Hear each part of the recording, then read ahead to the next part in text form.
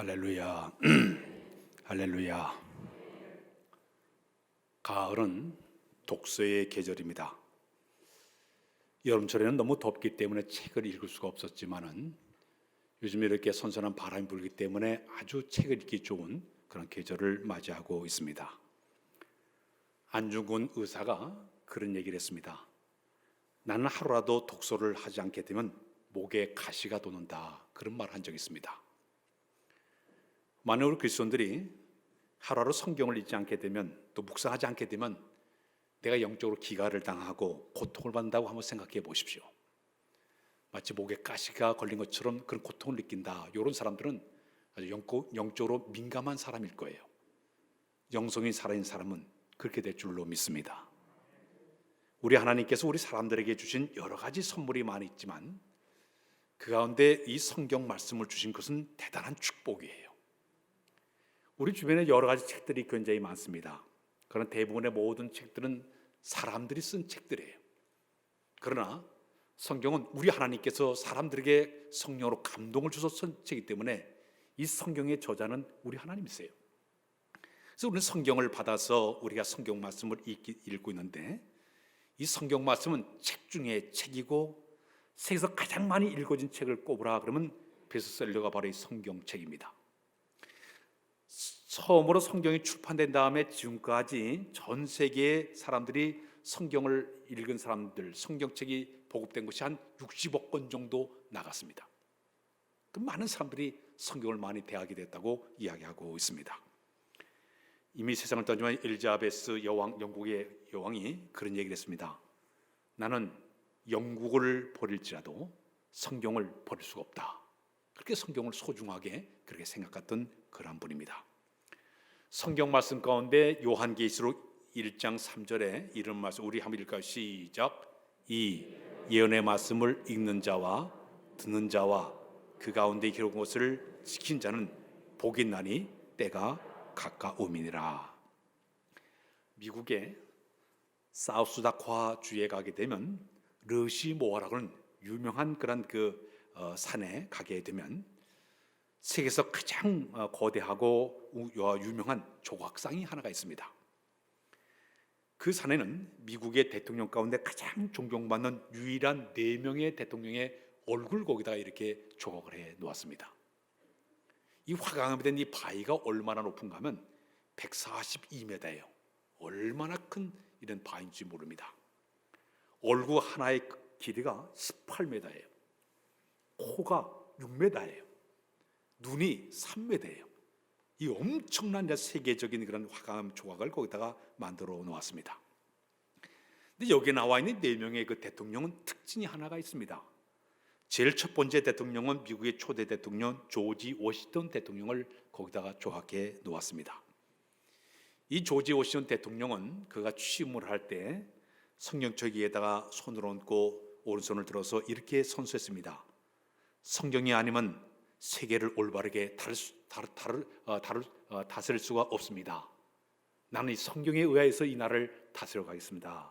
이 선서를 한 사람이 바로 이 초대 대통령 조지 워싱턴 대통령이에요. 두 번째 대통령이 제퍼슨 대통령입니다. 이분은 미국의 독립선언서를 쓴 그런 분이죠. 그분은 그런 얘기를 했습니다. 미국은 성경을 반석 위에 삼아 서 있는 나라가 되어야 됩니다. 이 나라가 온전히 세워지기 위해서는 성경을 반석으로 세워야만이 이 나라가 견고히 설 수 있다고 유명한 그런 말을 했습니다. 세 번째 대통령이 여러분들이 잘 아는 미국의 제16대 에이브람 링컨 대통령을 거기다 조각해 놓았습니다. 이분은 참 성경을 사랑했던 사람이고 참 기도를 많이 했던 분이에요. 이분이 얘기를, 나는 성경이 하나님께서 우리에게 주신 가장 놀라운 선물이었다. 그는 그렇게 고백을 했습니다. 마지막 조각상이 누군가 하면은 미국의 최연소 32세 대통령 루즈벨트 대통령을 거기다 조각해 놓았습니다. 루즈벨트 대통령은 그런 얘기했습니다. 내가 생을 참되게 살려고 하면 그 성경 말씀을 읽어야만이 내가 참된 인생을 살 수 있다 이야기를 했습니다. 이 4명의 모든 대통령이 전부 성경을 다루면서 성경이 위대하고 훌륭한 책이라고 그분들이 다 이야기를 하게 되었습니다. 가장 존경받는 인물들이 세월이 흘러가도 모든 사람들에게 이렇게 존경받는 이 사람들이 똑같이 성경을 이야기하면서 이 성경 가장 소중한 책이라고 그분들이 이야기를 하고 있습니다. 그러면 성경이 왜 이렇게 사람들에게 유익을 주고 이런 훌륭한 책이 되었을까요? 첫 번째는 따라서 할까요? 믿음이 생기도록 한다. 성경 말씀은 우리의 믿음이 생기도록 하신 것이 바로 성경 말씀이에요. 로마서 10장 17절에 그런 말 시작. 그러므로 믿음은 들음에서 나며 들음은 그리스도의 말씀으로 말미암느니라. 우리가 성경 말씀을 통해서 우리의 믿음이 자라나기 때문에 성경이 상당히 우리 신앙생활에 유익합니다. 두 번째는 이 성경 말씀은 우리의 죄를 회개하고 새 사람 되게 하는 것이 바로 성경 말씀이에요. 베드로 사도가 예루살렘 걸 설교할 때 많은 사람들이 가슴 우리가 어찌할꼬 우리가 어떻게 우리가 구원을 받을 수 있겠느냐고 그들이 외치지 않았습니까? 너희가 각각 죄를 회개하고 예수 그리스도를 믿으라. 그럼 너에게 구원을 받으리라. 성경 말씀이 전파되지 않습니까? 이 성경 말씀은 우리의 죄를 회개케 만들고 새 사람 되게 하는 이 엄청난 유익이 있는 것이 바로 성경 말씀이에요. 세 번째 성경 말씀은 우리 자신을 발견하게 만들어서 우리 자신을 발견한다. 로마서 3장 10절에 보게 되면 그런 말씀이 있습니다. 시작. 기록된 바 의인은 없나니 하나도 없으며. 내가 의인인 사람인 것처럼 선한 것으로 알았는데 성경을 보다 보니까 나 자신이 죄인 것을 발견하게 돼요. 나 스스로 구원받을 수 없는 사실을 깨닫게 됩니다. 성경 안에서 주어지는 하나님께 주신 놀라운 메시지라고 볼 수가 있습니다. 네 번째는 성경이 우리에게 준 유익이 있습니다. 예수 그리스도를 발견하게 되고 하나님을 발견하게 되는 거예요. 성경을 통해서 예수 그리스도가 나를 위해 십자가에 돌아가시고 그걸 통해 내가 구원을 받는다는 이 사실을 새삼 깨닫게 되어지고, 그래서 우리가 하나님을 만나 배우면서 우리 하나님 온 천지 만물을 창조하신 분이고 만물을 주관하시는 이런 주인이 되어주시고 우리 인생간의 생사화복을 주관하신 분이요 부하게도 하시고 낮추기도 하시고 높이도 하시고 우리의 모든 생애를 지배하시는 분이 바로 하나님이라 성경을 통해서 배우게 될 줄로 믿습니다. 참 이 성경은 우리에게 이렇게 유익한 그런 말씀이에요.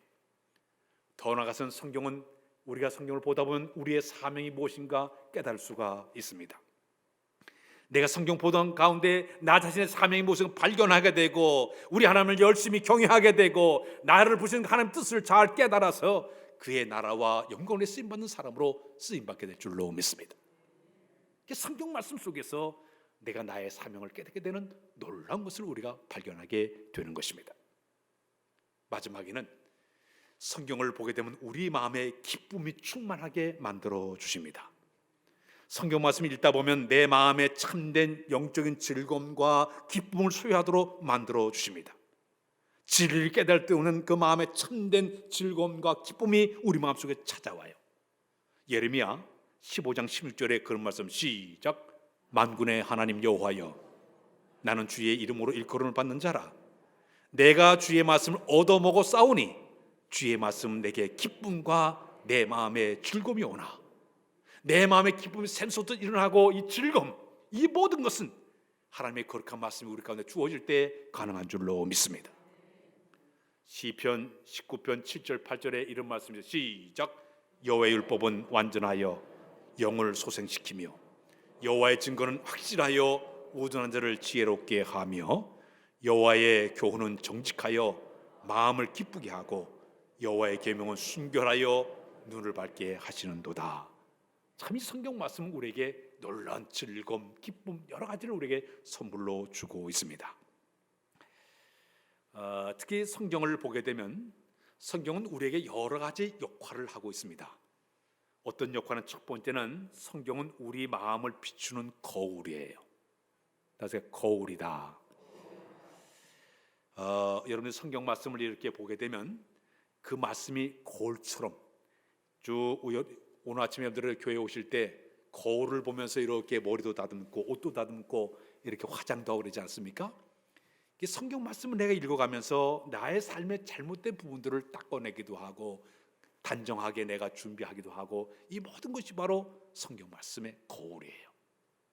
성경 말씀에 보게 되면 디모데전서 3장 16, 17에 보게 되면 모든 성경은 하나님의 감동으로 된 것으로 교훈과 책망과 바르게 함과 의로 교육하기에 유익하다. 거기 바르게 한다는 그 말의 의미가 옛날에 그 시골에서 돼지를 모으면 돼지가 이렇게 하면 툭툭 치고 이렇게 툭툭 치고 그래가지고 똑바로 가게 만들어요.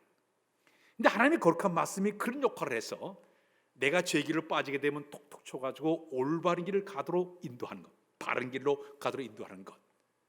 이 말씀이 그런 역할을 하기 때문에 이 말씀은 우리의 삶을 살아가는데 영혼의 거울이 되어져서 나를 단정하게 만드는 말씀이 바로 하나님의 말씀이 되는 줄로 믿습니다.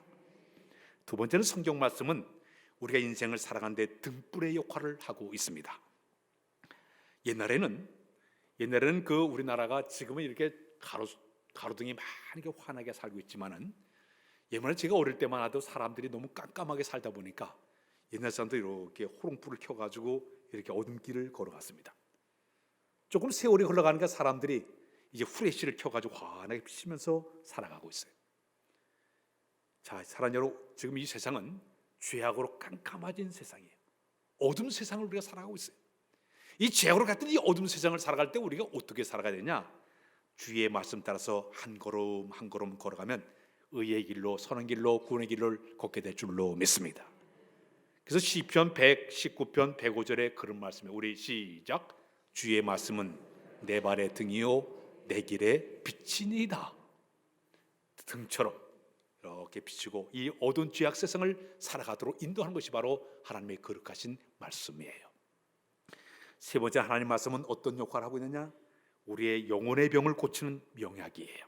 따라서 영혼의 병을 고치는 명약이다. 예.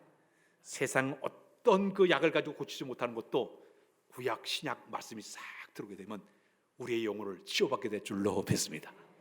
우리 육신의 질병은 저 소화제 먹고 저 세상 의사가 지어주는 약을 통해 가지고 치료받을 수 있지만 우리 영혼의 모든 질병은 하나님의 거룩한 말씀이 들어와야 치유받게 될 줄로 믿습니다. 그래서 하나님의 거룩한 말씀은 구약 신약 명약이에요. 영혼을 고치는 귀한 말씀이 바로 하나님의 말씀입니다. 그다음에 하나님의 말씀은 영의 양식이에요. 따라서 영의 양식이다. 오늘 아침에도 다 아침밥 드시고 오셨죠? 우리 육신의 건강을, 우리의 육신의 체력을 유지하기 위해서 우리가 이렇게 밥을 먹지 않습니까? 마찬가지로 하나님의 거룩한 말씀은 우리의 영혼을 살찌게 하고 영혼을 갖다 날마다 강건하게 만드는 것이 우리 하나님의 거룩하신 말씀이에요. 그래서 마태복음 4장 4절에 보게 되면 이런 말씀 시작.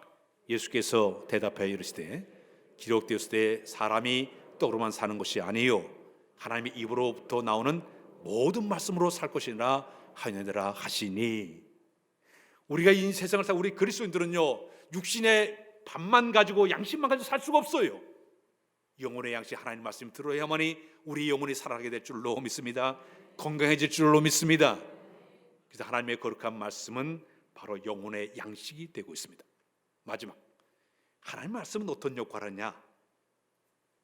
영혼, 이 마귀와 싸우는 칼이에요. 다시 마귀와 싸우는 칼이다. 에베소 6장에 보게 되면 우리가 이 세상을 살아가면서 마귀와 싸우기 위해서 하나님의 전신갑주를 입으라고 소개했습니다. 모래는 구원의 투구를 쓰고 가슴에는 의의 흉패를 붙이고 허리는 진리의 띠를 띠고 저 밑에는 평화에 예비한 신발을 신고 왼손은 믿음의 방패를 들고 그다음에 오른손은 말씀의 검을 들어라 그랬습니다. 근데 이 구원의 투구나 의의 흉패나 띠나 방패나 모든 다른 것들은 전부 방어용 무기예요. 그러나 말씀의 검만 이건 공격용 무기예요. 믿음을 가지고 막아내고 내가 구원의 확신을 가지고 모든 걸 산다 하더라도 말씀으로 내가 잘 준비하게 되면 그 말씀을 가지고 마귀의 권세를 찌르는 거예요. 그래야 승리할 줄로 믿습니다. 근데 더 놀라운 말이 있어요. 내가 구원의 확신이 아무리 있다 하더라도 내가 의의 자녀로 확신이 있다 하더라도 진리의 띠를 여기 띄고 있다 하더라도 평화에 예비한 신발을 신고 있다 하더라도 믿음의 방패를 들고 있다 하더라도 말씀의 검을 들었다 하도 더 중요한 게 있습니다. 무시로 성령 안에서 기도해야 가능합니다. 기도해야만이 이 칼이 예리해가지고 찌를 때 찔 수가 있어요. 이 말씀의 칼을 깊게 가르치는 성령 안에 기도가 계속 이어져야만이 말씀이 예리한 칼이 될 수가 있습니다. 성령 안에 끊임없는 기도가 돼야만이 믿음이 강건하게 흔들림이 없게 되는 거예요. 기도해야만이 구원의 확신이 있기 때문에 흔들림이 없는 거예요. 성령 안에 기도가 되지 않게 되면요, 말씀 많이 알아야 아무 소용없어요. 믿음이 강건해도 그 힘을 쓸 수가 없어요. 막을 때 막고 찌르는 이 모든 것은 성령 안에서 끊임없는 기도가 돼야만이 가능한 줄로 믿습니다. 우리 예수님이 이 땅에 계실 때 마귀와 싸울 때 뭐를 가지고 이겼습니까? 말씀을 가지고 이겼어요. 신명기 8장의 말씀을 가지고 딱 찌르니까 마귀가 꼼짝하지 못했어요. 시편 91의 말씀을 가지고 찌르니까 사단이 꼼짝하지 못했어요. 하나님의 거룩한 말씀은 말씀의 검이에요. 검이에요. 근데 이 칼을 저는 이렇게 표현하고 있습니다. 오늘 본문에 4장 12절의 말씀 한번 읽고 넘어갑시다. 시작. 하나님의 말씀은 살아있고 활력이 있어 자외 낯선 어떤 검보다도 예리하여 혼과 영과 및 관절과 골수를 찔러 쪼기까지 하며 또 마음의 생각과 뜻을 판단하나니. 여기 중요한 말하고 있습니다. 여기 또 칼이 나와 있어요. 마귀를 찔러 쪼개는 말씀의 검이 있는데 또 하나는 뭐냐면 수술하는 칼이에요. 의사들이 수술한 칼을 통해서 메스를 통해서 이 속에 있는 잘못된 부분들을 탁 잘라내고 도려내듯이 하나님의 거룩한 말씀 내 심령 속에 혼과 영과 골수를 다 찔러 쪼개서 잘못된 부분을 다 도려내고 수술하는 칼이 바로 하나님 말씀이에요. 날카로운 하나님의 거룩한 말씀이 내 속에 들어와서 내 속의 모든 죄의 근성을, 죄의 모든 뿌리를 전부 다 잘라내버리고 수술하는 칼, 이것이 바로 하나님의 말씀이 되는 줄로 믿습니다. 그래서 우리가 하나님 말씀을 가까이 하고 그 말씀 때문에 은혜를 받고 변화를 받아야 되는 것입니다. 저 영국의 세인트 존슨 대학에서 이 젊은 학생들을 대상으로 해서 설문조사를 했습니다. 그 당시에 한 900명의 학생들을 딱 조사를 해봤더니 너는 성경에 대해서 어떻게 생각하냐 하고 이 젊은 청년들에게 물어봤습니다. 대답이 나왔습니다. 너무 촌스럽대, 성경이. 두 번째는 시대에 뒤떨어진 책이라고 얘기했습니다. 마지막에는 너무 지루하다고 얘기를 했습니다. 근데 응답자 가운데 60%가 선한 사마리아 사람에 대해서 전혀 아는 바가 없다는 거예요. 62%가 탕자 이야기를 전혀 모르다는 거예요. 40%가 동방박사가 아기 예수께 드린 3가지 선물을 모르고 있다는 거예요. 오병의 기적을 모르는 아이들이 3분의 1이 오병의 기적을 모르더라는 거예요. 뿐만 아니라 95%가 십계명을 거의 알지 못하고 있다는 거예요. 성경을 전혀 알지 못하더라는 거예요. 물어봤습니다. 사자굴에서 살아남은 자가 누구냐 하고 물어봤더니 라이언킹입니다 그러는 거예요. 나 다니엘이 사자굴에 살았는데 라이언킹이라고 대답을 하는 거예요. 기독교 국가인 영국 나라가 이런 식으로 안타까운 일의 상황에 빠져 있는 그런 모습을 이야기하고 있습니다. 사랑하는 여러분, 감리교의 창설자 요한 웨슬레는 영국의 신자들이 하나님 앞에서 신앙생활을 잘할 때 모두가 부자 됐지만 그 말씀을 떠날 때 이 나라가 고통스럽게 살 수밖에 없었다고 얘기하고 있습니다. 성경의 위대한 믿음의 사람들이나 교회 역사 가운데 믿음의 선배들을 다 보게 되면 하나님 말씀을 가까이 하고 듣고 믿고 순종하다가 하나님의 놀라운 축복을 받은 사람들이 대부분의 그들의 모습이었습니다. 그러나 반대로 하나님 말씀을 가볍게 여기고 멸시하게 되면 끝내 하나님께 버림을 받게 되고 복도 걷어차는 사람들이 수두룩하게 많이 나왔습니다. 이스라엘의 초대왕 사울왕의 비극이 뭔지 아십니까? 하나님 말씀을 가볍게 여겼습니다. 그 말씀을 버렸습니다. 불순종했습니다. 그때 사무엘 선지자가 내가 하나님 말씀을 버렸기 때문에 하나님도 당신을 버렸다고 얘기하게 됩니다. 우리가 신앙생활 할 때 우리의 중요한 신앙의 자세는요, 하나님 말씀을 고귀하게 잘 우리가 깨닫고 그 말씀대로 순종의 믿음을 갖는 것이 우리의 삶의 모습이 되어야 될 줄로 믿습니다. 데살로니가서 5장 20절에 이런 말씀입니다. 우리 시작. 예언을 멸시하지 말며. 이 멸시한다는 말은 평가절하한다든지 경시한다든지 경멸, 무시한다든지 비웃고 조롱하지 말라, 가볍게 여기지 말라는 그런 말이에요. 자, 오늘 이 아침에 여러분들이 제가 설교를 지금 하고 있는데요, 유명한 신학자 가운데 칼 바르트라는 분이 그런 얘기를 했습니다. 성경은 세 가지의 성경이 있다 그랬습니다. 첫 번째는 이렇게 활자로 쓰여진 성경, 이렇게 인쇄소에서 나온 활자로 써진 것이 첫 번째 성경이라고 얘기를 했어요. 두 번째는 선포라는 말을 썼습니다. 따라서 할까요? 선포. 이것은 하나님의 거룩한 말씀을 입술로 고백하면서 증거하는 거예요. 외치는 거예요. 이게 선포예요. 우리 하나님께서 세상을 만물을 창조할 때 빛이 있으라 선포할 때 빛이 나타나지 않습니까? 이게 선포예요. 하나님의 거룩한 말씀을 선포, 말씀의 권세를 가지고 선포할 때 그 말씀 속에 에너지가 나오면서 거기에 하나님의 능력과 권세와 힘이 나타내 보이는 거예요. 우리 예수님 이 땅에 계실 때 이제 3일 동안 죽은 나사로를 향해서 나사로야 나오너라 외치지 않았습니까? 그때 뚜벅뚜벅 걸어 나왔어요. 병든 자를 일어나 걸어가라 명령 내니까 일어나 걸어갔어요. 귀신아 물러가라, 귀신이 물러가지 않았어요. 이게 선포예요. 말씀이에요. 말씀의 에너지를 가지고 선포할 때 그때 능력이 나타나게 되는 것이. 우리 하나님과 예수님은 그런 것이 아니라 베드로와 요한이 성전 미문에 앉아있는 안질뱅이에서 은과 금은 내게 없지만 내게 있는 걸 내게 주노니 곧 나사렛 예수 이름으로 일어나 걸어가라 명령 내렸습니다. 일어나서 걸어간 줄로 믿습니다. 이게 바로 선포예요. 선포예요. 제가 이 아침에 설교를 이렇게 할 때 이 활자만 전달하지 않습니다. 선포하고 있습니다. 주의 말씀이 선포될 때 그 말씀에 에너지가 있게 될 줄로 믿습니다. 휘발유를 보게 되면 액체예요. 그러나 그 액체인 휘발유 자동차에 붓고 전기를 딱 거기다가 발전을 시키게 되면은 에너지가 발생해서 차가 굴러가게 됩니다. 휘발유를 갖다가 우리가 볼 때는 액체지만은 그것을 우리가 저 비행기에다 집어넣고 전기를 집어넣어서 에너지를 딱 발생시키면 하늘을 비행기가 날아가게 됩니다.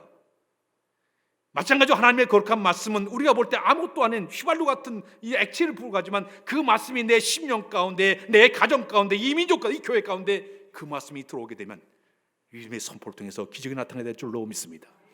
주의 능력이 나타나게 될 줄로 믿습니다. 치유와 변화의 역사가 나타나게 될 줄로 믿습니다. 에스겔 30장에 보게 되면 에스겔 골짜기 마른 뼈들을 향해서 하나님 말씀이 명령이 떨어지자마자 그 뼈들이 각 마디마디가 서로 연결이 되고 힘줄이 생겨나고 가죽이 덮이면서 거룩한 하나님의 큰 군대가 되지 않았습니까? 마른 뼈예요. 그러나 주의 말씀의 선포가 이어질 때 큰 군대가 이루어지는 것처럼 하나님의 말씀은 선포예요. 예수 이름의 권세를 가지고 선포할 때 능력이 될 줄로 믿습니다. 마지막 세 번째가 레마라는 말을 쓰고 있습니다. 말씀 속에는 성령님의 감화 감동이 그 속에 들어가야 됩니다. 뭐 우리가 와가지고 기가 막히게 시를 지고 기가 막히게 말 잘할 수 있어요. 그러나 성령의 감화 감동이 없으면 그 말씀이 살아 역사하지 않습니다. 사랑하는 여러분, 우리가 하나님의 거룩한 말씀을 때 레마, 이 안에 성령의 감화 감동의 역사 나타나야만이 그 말씀 앞에 겸손하게 순종할 수 있는 마음이 생겨나게 되는 거예요. 베드로가 설교할 때 그 초대교회 사람들이 가슴을 치면서 우리가 어찌할꼬 이 회개의 역사는 그런 그냥 된 것이 아니라 성령께서 그들의 마음속에 역사할 때 레마 역사가 나타날 때 가능한 줄로 믿습니다. 엠마오 길에 두 제자가 걸어가고 있을 때 부활의 주님이 찾아가서 그들과 가면서 성경 말씀을 풀어줬습니다. 성경 말씀을 딱 풀을 때 그들이 빵을 이 얘기했습니다. 그분이 우리에게 성령을 풀어줄 때 우리의 가슴이 뜨거워지지 않았더냐 그랬어요. 이 뜨거움은 누구를 통해서? 성령님을 통해서 우리 마음속에 감동할 때 가능한 줄로 믿습니다. 이방인 백부장의 집에, 고넬료의 집에 베드로 사도가 찾아가서 거기 있는 식구들 다 모아놓고 성경 말씀을 딱 선포하자 갑자기 이곳에 성령이 임했다고 얘기하고 있습니다. 여러분, 우리가 교회 생활하면서 말씀 많이 아는 거 아니에요. 말씀 속의 역사는 하나님의 역사가 우리 가운데 있어야 그 말씀이 내 말씀이 되고 하나님의 능력이 나타나게 될 줄로 믿습니다. 오늘 이 아침에 전하님들 마음문 다 열어놓고 겸손하게 주 앞에 사모하는 마음으로 갈급한 마음으로 그 말씀을 듣는 순간 하나님의 능력이 여기까지 임하게 되고 은혜 역사 이루어지게 될 줄로 믿습니다. 할렐루야. 이 은혜가 넘쳐나시기를 바랍니다. 사형수들의 수기를 모은 내 영혼을 파소서라는 신앙 강진집이 나온 적이 있습니다. 이 책 안에는 여러 그 사형수들, 그러니까 무서운 범죄를 지른 다음에 사형을 당한 사람들의 수기들이 그 속에 쭉 들어가 있습니다. 그런데 그 책 안에 사람들을 잔인하게 도끼로 16명을 둔 김대두라는 사람이 거기 들어가 있습니다. 전에 제가 저 대전 교도소에 가서 설교한 적이 있습니다. 수많은 죄수들 앞에서 이 김대두의 얘기를 제가 들은 기억이 있습니다. 이 김대두가 도끼를 가지고 16명의 사람을 죽여가지고 감옥에 들어갔어요. 그래서 그 깜빵생활 하다가 거기서 그가 주님을 만나게 되고 그가 신앙생활을 하게 됩니다. 자기의 모든 죄를 그는 고백을 하면서 날마다 눈물로 회개를 하면서 지나게 됩니다. 자기의 사형 날짜가 점점 가까워지게 되니까 이 성경을 읽을 시간이 없으니까 매일매일 성경인데 감옥 안에서 200번 넘게 성경을 읽게 됩니다. 가슴이 뜨거워지는 거예요. 그리고 시간만 나게 하면 사람들에게 지나가면서 예수 믿으라고, 예수 믿고 하늘나라 가자고, 밥 먹으면서 복대 지내면서 일터에 가서 계속적으로 복음을 전하기 시작해요. 아침에 일어나면 그는 제일 먼저 찬양합니다. 인내하신 구세 주여 내 말 들으사 죄인 오라 하실 때에 날 부르소서. 찬양으로 하루 시작해. 은혜의 삶을 살다가 마침내 이 사람이 사형장에 끌려가서 마지막 세상을 떠나게 됩니다. 그때 집행관이 네가 마지막 할 말 있으면 하라고 얘기했습니다. 그때 그는 그 얘기했습니다. 저는 이미 죽어있는 몸입니다. 근데 하나님께 저를 이 불쌍히 여기셔서 내가 예수 그리스도를 믿고 구원을 받게 된 것이 나는 얼마나 감사한지 모릅니다. 오늘 여러분들과 저와 영영 기발하는 것이 아닙니다. 누구든지 예수 믿기만 하면 언제든지 저 하늘에서 저를 만날 수가 있습니다. 집행관님, 당신도 예수 믿고 저 하늘에서 만났으면 좋겠습니다. 마지막까지 전도했습니다. 그런 다음에 거기 목사님에게, 목사님 이제 내가 마지막 이제 세상을 떠나게 되는데 저를 위해 기도해 달라고. 누가복음 23장 43절에 내 주여 당신의 나라 임하실 때 나를 생각해 달라고 한 예수님의 그 말처럼 내가 그 말씀을 믿으니 내가 나에게 기도해 달라고.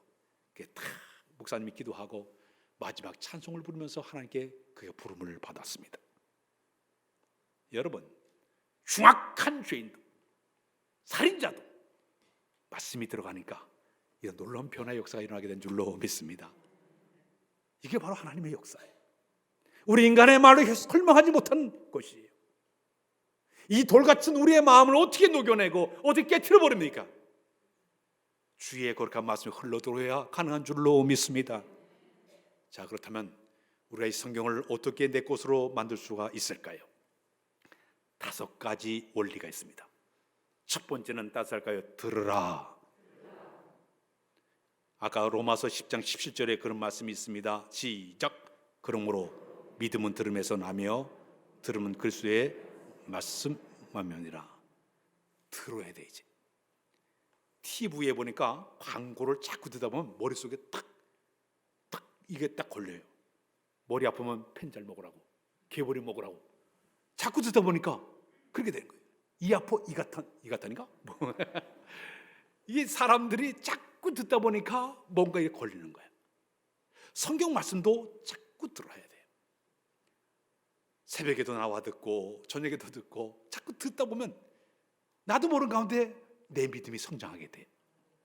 저희 어머님이 아주 새벽 기도를 다녀오시면은 옛날에 시골집에 이렇게 운목에는 콩나물을 그렇게 키웠어요. 새벽 기도 보면 이렇게 콩나물에 물을 줘, 물을. 자다가 그걸 보면 오줌 내렸더라고, 이상하게. 샥 물 떨어지는 소리. 자, 근데 이 콩나물이 물이 그냥 쭉 빠져나갔는데도 자라나요. 하나님 말씀도 마찬가지예요. 제가 설교하는 100% 듣는 사람이 하나도 없어요. 근데 그 말씀 가운데 그냥 말씀이 훅 지나갔는데도 콩나물이 자란 것처럼 우리 믿음이 자라게 될 줄로 믿습니다. 하나님 말씀은 들어야 됩니다. 두 번째는 읽어야 됐다. 읽자. 열심히 읽어야 됩니다. 몰라도 읽어야 돼. 무슨 말인지 몰라도 괜찮아요. 누가 누굴 낳고 누가 낳고, 마태복음 1장에 누가 누굴 낳고, 이거 산부인과인가 뭐 계속 낳고 그러나 자꾸 읽다 보면 그 말씀 속에는 뭐가 있습니까? 영적인 감동이 있기 때문에 그 말씀을 깨닫도록 인도해 줄 줄로 믿습니다. 아침에 일어나면 뜻을 몰라도 괜찮아요. 자꾸 읽다 보면 그 말씀 안에 하나님의 능력이 있기 때문에 말씀을 읽는 것이 필요합니다. 세 번째는 공부해야 됩니다. 공부하자. 성경을 이 성경 말씀이 무슨 내용을 얘기하는 것인지, 하나님 무슨 뜻으로 이야기하는 것인지, 이 말씀을 내 삶에 어떻게 적용할 것인지, 이 저자가 무슨 말하는 걸 잘 연구를 해가지고 내 것으로 만들어야 돼요. 사도행전 17장 11절에 보게 되면 이 베레아 사람들은 하나님 말씀을 아주 간절히 사모해서 이것이 그러한가 해서 그 말씀을 깊이 상고했다고 그랬어요. 연구했다고 그랬어요. 오늘 근데 설교를 듣고 집에 돌아가서 이 말씀 뭘 얘기하는 건가 자꾸 공부하다 보면 하나님이 우리에게 깨달음의 은혜를 줄 줄로 믿습니다. 그 다음에 네 번째는 뭐냐? 암송하라. 따라서 암송하라. 암송은 뭐냐? 외우라는 얘기예요. 외워두면 그 말씀이 무기가 될 수가 있어요.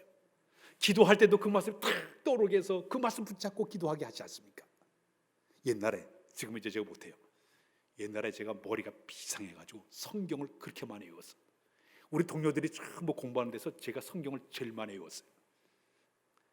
근데 제일 성경을 외워지는 데가 어딘가 하면 공동묘지에 가니까 잘 외워지더라고. 시험을 보려고 하니까 이 성경을 한 360개, 420개까지 외워야 되니까 그걸 못 풀면 안 되니까, 합격이 안 되니까 공동묘지에 가지고 딸딸 외웠더니 잘 외워지더라고. 꽤 외워가지고 딱 와가지고 다른 사람 비교하면 내가 제일 잘 외우더라고. 암송하면요, 기도할 때 그 말씀이 딱 떠오르게 하시고 그 말씀 붙잡고 기도하게 하시고 우리 마음에 확신을 줄 줄로 믿습니다. 하나님 말씀은 암송하는 게 필요합니다. 마지막에는 따라서 할까요? 묵상하라. 이 묵상은 되새김질하는 거예요. 말씀을 자꾸 되새김질, 우리가 소가 역물 먹고 툭 토해가지고 되새김질하는 것처럼 하나님 말씀을 자꾸 되새김질 하다 보면 그 안에 있는 모든 맛있는 것이 내 속에 들어오게 되는 거예요. 영양분이 생기게 되는 거예요. 여러분들 집에 돌아가시게 되면 휴대폰으로 이번 주 설교 또 한 번 들을 수 있어요. 오늘 설교 또 들을 수 있어요. 우리 교회 제가 이래 설교하게 되면요, 홈페이지를 통해서 저희 누님까지 또 설교 드리면 전화해요. 오늘 성 목사는 은혜 많이 받았다고 제 누님이 얘기해요. 미국에서도 제 설교 듣고 있습니다. 이 예배드린 광경 예배될 때 저 미국에서도 제 조카들이 들어요. 그래 거기서 연락이 와요. 오늘 삼촌 설교 아주 좋았다. 은혜가 된다고. 근데 하나님의 거룩한 말씀을 내가 한 번 들어 끝나지 않고 이번 주 돌아가서 내가 기억 안 나게 되면 홈페이지에 들어가지고 또 한 번 설교 들을 수 있잖아요. 묵상하면 그 말씀이 내 말씀이 되어서 우리의 신앙생활에 놀라운 역사를 경험하게 될 줄로 믿습니다. 돼지가 일주일 동안 살아가면서 돼지의 철학이 있다고 해요. 첫 번째 월요일날은 원래 먹는 날이래. 그래서 싹 먹는데요. 화요일이 되면 이 돼지는 화끈하게 먹는 날이 이 화요일이래요. 화끈하게 화요일날 먹는데, 수요일날 이 돼지의 먹는 철학은 수요일날은 수없이 먹는 날로 정해놓고 닥친 대로 막 먹는 날이에요. 목요일날은 목이 터지라고 먹는데, 금요일날은 금방 먹고 또 먹고 금방 먹고 또 먹고 이렇게 한 것이 금요일이래요. 토요일날은 토하도록 먹는 날이 바로 토요일이래요. 일요일날은 일어서지 못할 만큼 먹는다는 거예요. 이게 돼지의 철학이래요. 이게 이렇게 해야 이 돼지가 산대. 돼지 철학처럼 여러분들도 말씀을 이렇게 사모하고 잘 먹어서 이 가을에 영적으로 풍성하게 사는 여러분들 다 되시길 주의 이름으로 부탁드립니다. 기도합니다. 주님, 말씀을 우리에게 선물로 주신 것을 감사합니다. 귀한 말씀을 잘 깨닫게 하시고 잘 배우도록 도우셔서 우리 영혼이 소생하고 회복될 수 있도록 은총을 더하여 주옵소서. 예수 그리스도의 이름으로 기도하옵나이다. 아멘.